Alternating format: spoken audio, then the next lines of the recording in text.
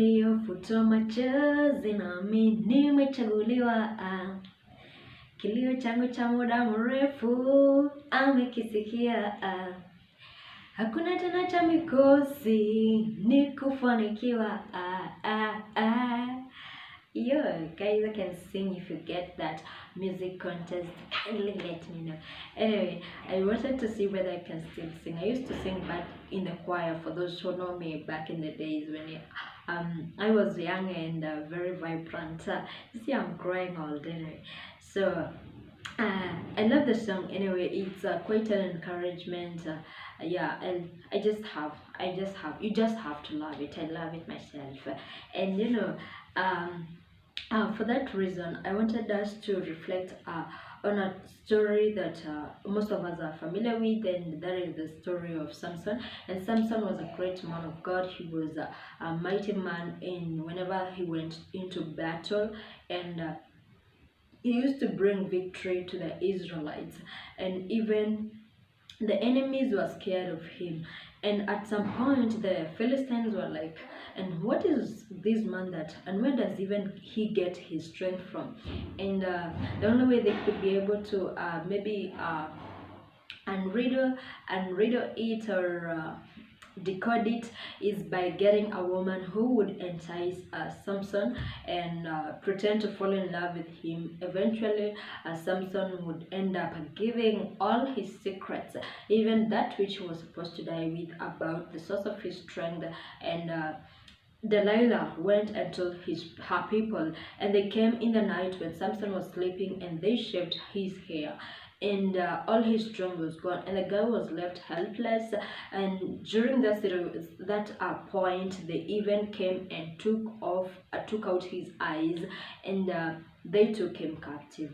The guy was like, he was now helpless. And even it was even the case for the Israelites, because you see, this is a man that had been chosen by God since for before even he was even born.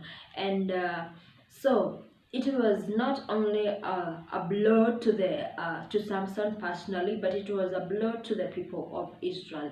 But even during that time, there was a destiny on the name of Samson, and that is what I want to remind us. There's a destiny on your name, and the moment you realize that, it doesn't matter how far you've fallen. When you realize your calling, who God calls you to be, your life's purpose, you are going to get from that pit.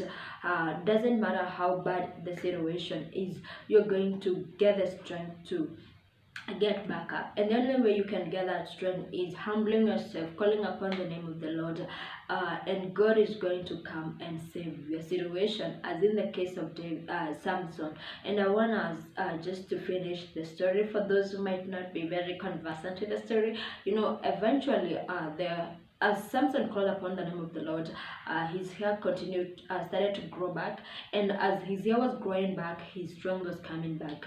And one prayer that Samson prayed is that God can allow him so that he can kill as many people than he ever killed when he had both eyes, even before the predicament that happened on him.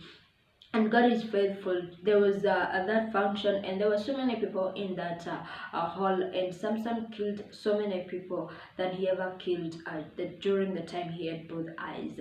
And I want to encourage you. I don't know how bad your situation is. Maybe you could even have told your enemies your secret, and they could have gone behind your back and stabbed you, or whatever the situation is. I don't know. It could be even matters finance, matters social life, matters spiritual. But doesn't matter how you fall. And the Bible says a righteous man can fall down 7 times, but he stands 8 times. So I want to encourage us that your situation is not so bad for God.